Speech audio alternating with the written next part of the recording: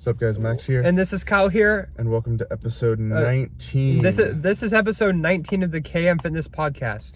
And today we're going to go over exercise technique. Right, Kyle? Yes, we are going to talk about exercise technique and how to have good form and have good range of motion when you're working out in the gym.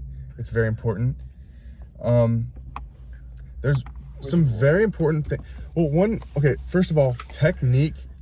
You need to know how to have good technique when you work out for a few different reasons. I agree with you. I agree with the same. Yeah, Like, you have to have good technique. Because like some of those reasons could be like, if you don't have very good technique when you're first working out, you won't see as much progress. It might take you a while to see the progress. Yep. And also, there's more of a risk of injury if you're not using the right technique. And there's just, if you're not using the right technique, it's just not optimal. So like some of the things that you want to focus on when you are learning how to have good technique is, first of all, controlling the negative. So you know what that means? Controlling the negative means going a little bit slower on your reps. Yep. And just going really slow and then coming down and just going really slow. Yep. So you don't just right. go really fast, because you're not gonna feel a pump. You're not gonna feel a burn that way. It's not gonna be that effective. Yeah, I feel like you can still feel a burn. You can. But like, here, let's see what Jeff Nippert has to say. Well, let's see what Jeff Nippert has to say. So like, there's two phases of the lift. So like, for example, like shoulder press. Yeah. So there's the concentric, which is the positive. So when you're going up, and the eccentric when you're coming down. Positive versus negative. Positive. Yeah, and the order may change of the exercise. So like sometimes you lower the weight before lifting it, but both phases are very important to like control. So it says you probably wouldn't guess that the negative is at least as important as the positive, possibly even more important. Far too many lifters just let the negative happen, succumbing to gravity rather than controlling the weight on the way down. That's a mistake. So that's a very good point. So like a lot of people, when they do lifts, like they'll go up and they'll just let the weight come back down. That's not the way you want to do it. And they'll let the weight come back because down. Because you're leaving gangs. You are leaving muscle gangs on the table. You have to control the weight all the way down to the rep and all the way up and through the positive and the negative motion, so you can get all the results. That's right. It's very good. Okay. But yeah, I mean, for example, like the bicep curl. The bicep curl. We're gonna go back to the bicep so like, curl. Exactly. We always go back to the bicep curl because the bicep curl is such a good That's my favorite exercise. Example. Yeah. It's a really good exercise. It's very good.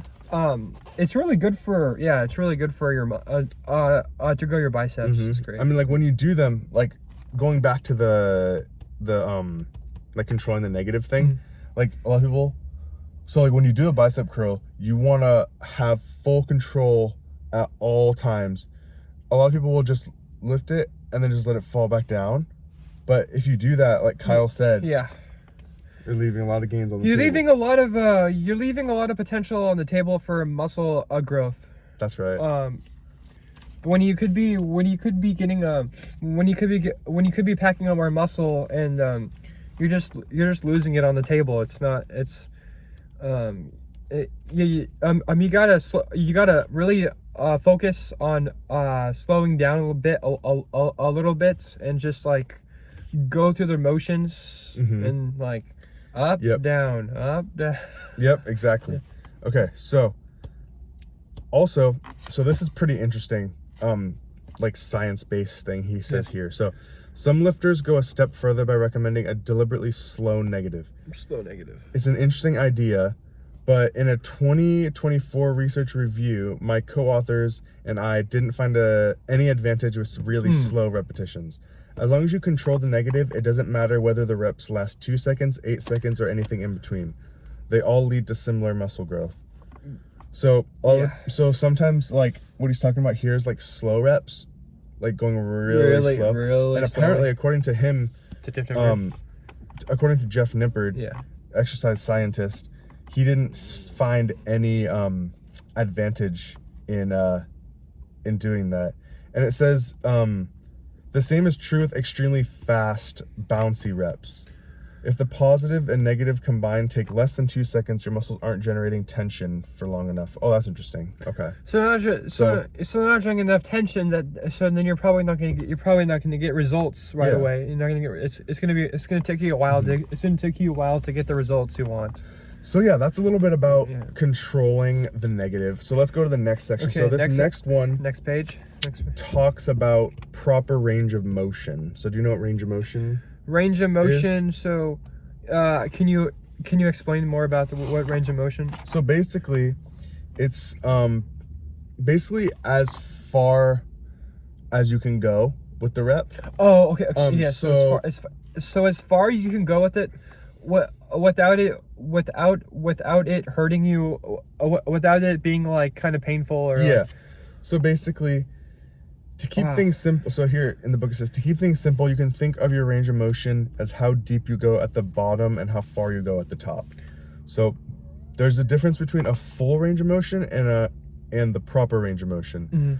Full describes how far you can go in both phases. Proper means how far you should go. should go. Okay. Because I see people doing like half reps in the gym, and they're not, and they're just like, Yeah. they're they're Exactly. they're like this, like Yeah, like- you're not gonna get anything from this. You're not gonna, it's like Yeah, Yeah, I mean, I don't know. You might get some, but like, I feel like you can get way more and get way stronger if you come all the way down. Yeah, like- because like with shoulder press, like a lot of people come to about right here, you're not but gonna. like proper range of motion is it's- usually down here It's with shoulder press. Yeah, you gotta go all the way down so- to get the full range of motion.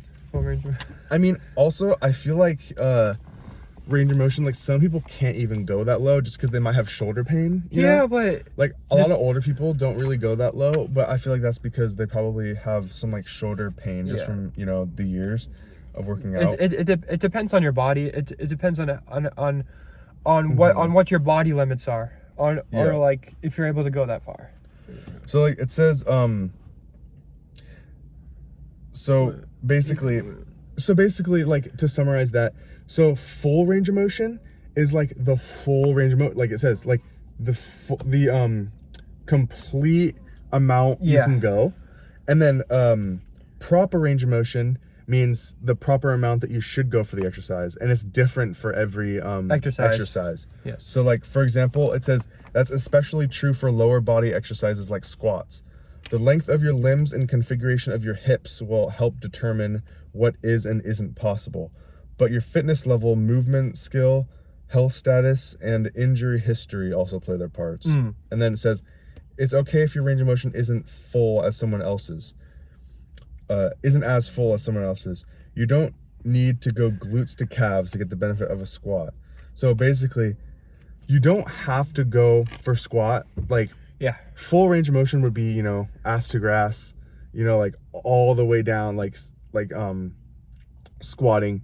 But typically the proper range of motion for a squat would just be your legs being bent at 90 degrees, right? Wow. So I mean, you don't have to go all the way. You don't have to touch your butt all the way Yeah. all the way to the ground. because that can actually kind of be dangerous for some people, because if you do that, you'll see the lower back start. So like this is how your back should be at all times during a squat. Yeah. But as you get lower, and as you get down to the bottom, you'll see your lower back will start to round. You don't want that. You do not want that to happen Yeah, because that's like the number one thing you don't want to happen during a because squat. your back, you could really mess up your back by doing that, and then Yeah. and you might feel back pain, and then it's not good. You can kind of think of it as you want your ribs to be stacked, Yes, a stacked. and you want to be bracing your core, and you don't want to arch your lower back at the bottom of your squat, just because that's like one of the big things. And they we have a talk video, about. and we have a video of that on our yeah. on our Instagram page. I'm probably not the best one to be teaching squat form, because my squat form is like, my genetics make it so I can't really squat very well. But like I kind of go over the basics of it. I'm really not the one to be teaching squat. Okay. So But maybe the information was maybe maybe not good for. I don't know. I can't really remember what I said. I'll have to look at it. Yeah. Okay. But yeah, and then like, you know, like it says, Ugh. range of motion will change for everyone, like, you know, based on what you can and can't do. But yeah. And then it also talks about partial reps. Which are kind of like what it says, like partial, so not full, but not full, partial. but So like you're still going through the motion. You're still doing the motions, but you're still doing your shoulder press, but you're only coming down like halfway. Yeah. Like halfway. So, But you can come down all the way, and you can get your full range of motion and get the full pump and get the full. Yep.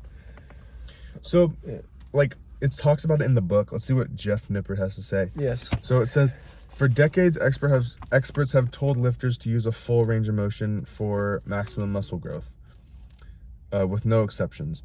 I appreciate the simplicity, and I think it makes sense for most lifters in most situations, but emerging evidence has added some nuance to the default recommendation. A 2023 review from Wolf and colleagues pulled data from 24 studies on how range of motion affects hypertrophy, and they found that full and partial range of motions were similarly effective for muscle growth as long as the partial reps were done with the muscle in a more lengthened position. Oh, that's interesting. Okay. So that's pretty interesting. So it's saying basically if the muscle's in a lengthened position and you're doing partials, then it will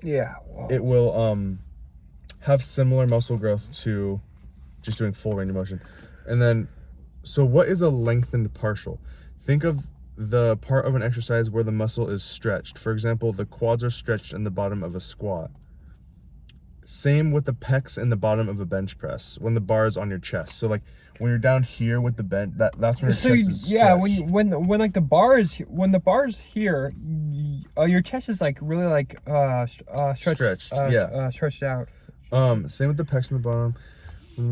In a pulling exercise, it's usually the opposite. For example, in a lat pull down, your lats are stretched in the top half of the movement. So when you're up here with the lat pull down is when your lats are stretched out. Lat pull downs, and same thing with same thing with tricep pull downs too. A tricep. I think because I know when your triceps are here, they're going to be stretched. Oh, at the bottom. Actually, I'm not sure. We'll have to touch base on that on later, but we'll follow up with that. We'll follow up with. It says that a pulling exercise is usually opposite. Yeah. So I think here is when they're stretched, actually. Yeah. I think this is when they're stretched. But yeah, that's kind of interesting. How you can get similar muscle growth if you're doing your reps partial, but in a stretch position. Yeah. Which is quite interesting. So it says it's a relatively new area of research. And there's no consensus among experts about when and how much to use them, so I don't want to get too bogged down or whatever. So, I mean, typically you want to just use a full range of motion. I think that's kind of the better. And maybe you should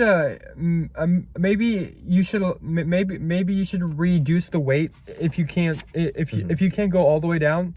Just take like 5 pounds off or something, or.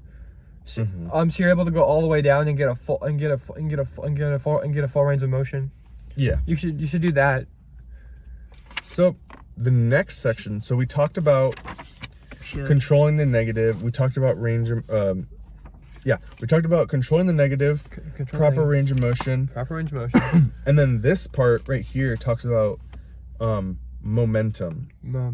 So that's kind of like when you see people like just like swinging it up, like it's like nothing, like it's I see people in the gym curling like the hundreds, and they're swinging that thing up like it's like you're not gonna get anything from that. You're not gonna get I mean it's good, but they're going so fast. You're not gonna. They're 1, 2, 3, Yeah. 4. I feel like You're not gonna get anything from that. You're not gonna get. I kind of disagree. I feel like you can get some from it, but like you can. But the thing is, so you can get the same amount of progress You can. through just using lightweight. That's A. And B.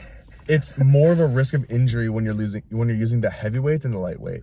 So it's like, why would you use heavier? So like, it comes down to ego lifting. Yeah, right? that's you don't want to ego lift, but Yeah. it's like the gym is still going to be there tomorrow, so the gym is not going anywhere. Yeah, but hopefully, Hopefully, yeah. we'll find another gym to go Yeah. to. We'll find it. We'll open our own gym. I really want. One of my goals is to open up my own gym at some point. That would be cool. And I want to have a Cam Fitness logo like Cam Fitness Gym. yeah, like have that like on the basketball court or something, or like Ooh, or have that like on the court. or have like a massive logo or something, or have my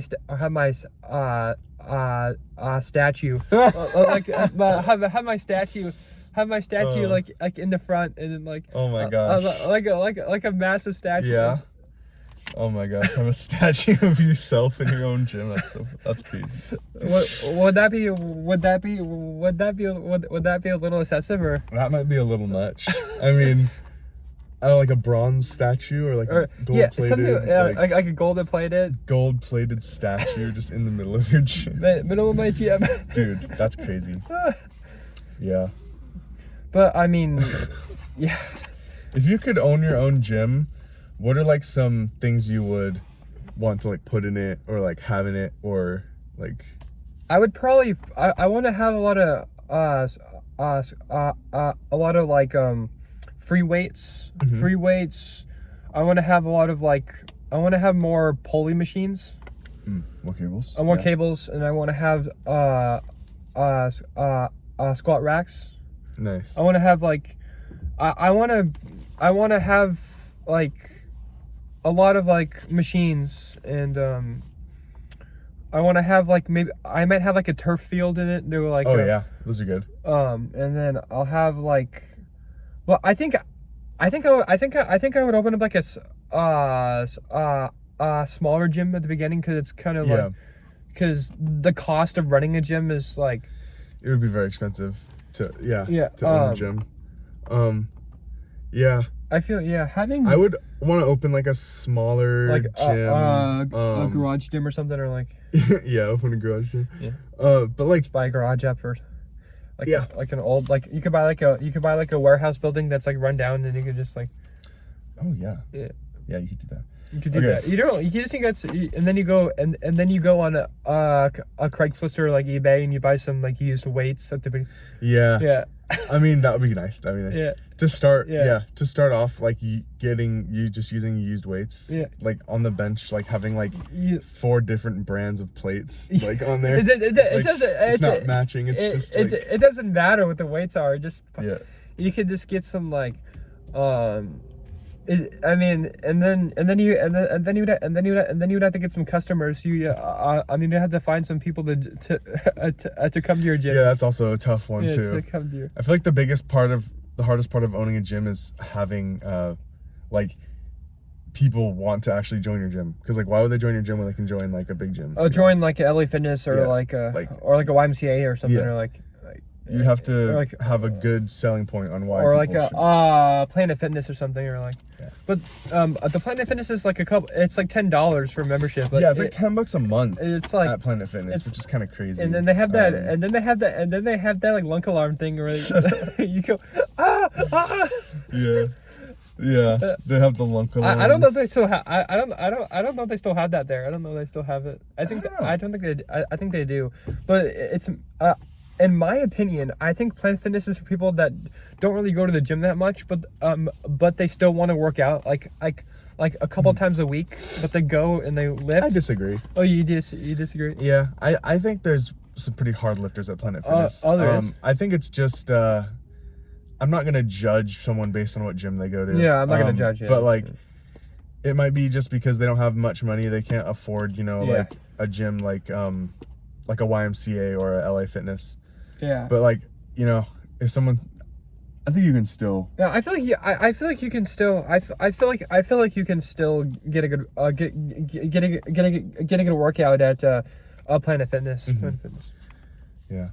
All right. Well, should we call it? I think we should. I think we should call this episode. But All right. We're gonna go work out now, probably. and yes, we're gonna You hit done a workout, or we're gonna hit a lift. You're gonna hit a lift. Yep. And thank you for watching the KM Fitness podcast. And this is KM Fitness Tips signing Signing off. Peace.